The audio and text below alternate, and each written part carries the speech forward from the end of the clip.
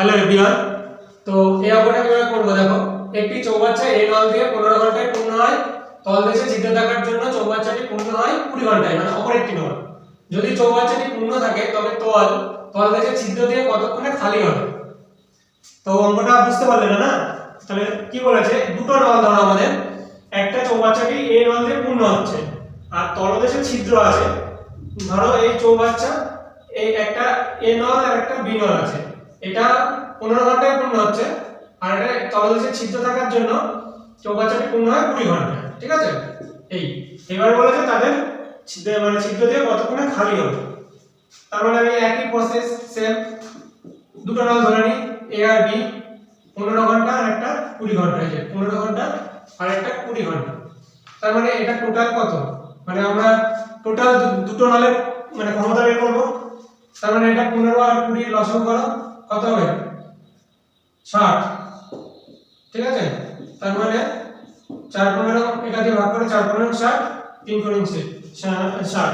Process একই রকম। এবার আমার একটা খালি আর একটা ভর্তি, মানে পূর্ণ আর একটা অপূর্ণ, মানে এইটা দেখতে হবে আমার। ঠিক আছে, তার মানে এখানে বলেছে একটা পূর্ণ হচ্ছে আর একটা তলদেশে এই ছিদ্র থাকার জন্য, মানে ছিদ্র যখন থাকে তখন তো খালি হয়ে যায় না।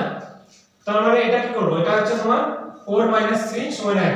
তার মানে টোটাল কত? 60 আর 1, এটা দুজনের মধ্যে কাজ, মানে এটা পূর্ণ হচ্ছে, এটা ছিদ্র থাকার জন্য খালি হয়ে যাচ্ছে। ঠিক আছে, তার মানে 60 মিনিট। তাহলে आंसर সি।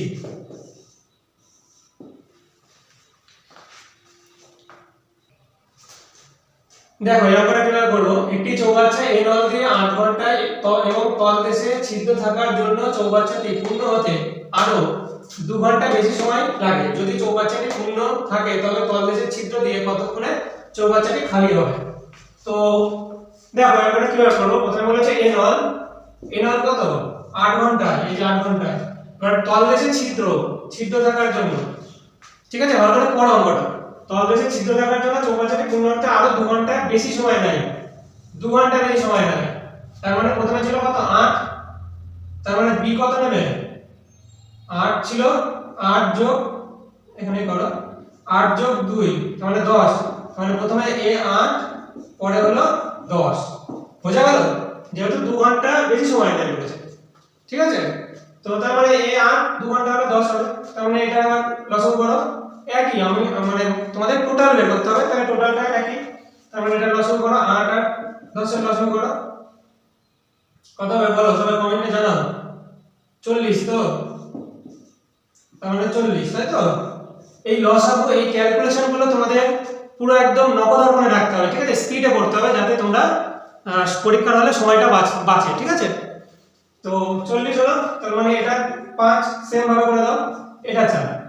এইবার আমি দেখবোটা কি, একটা চৌবাচ্চাটি মানে তাহলে 8 ঘন্টায় বলেছে কি চৌবাচ্চাটি খালি হবে, কতক্ষণে খালি হবে।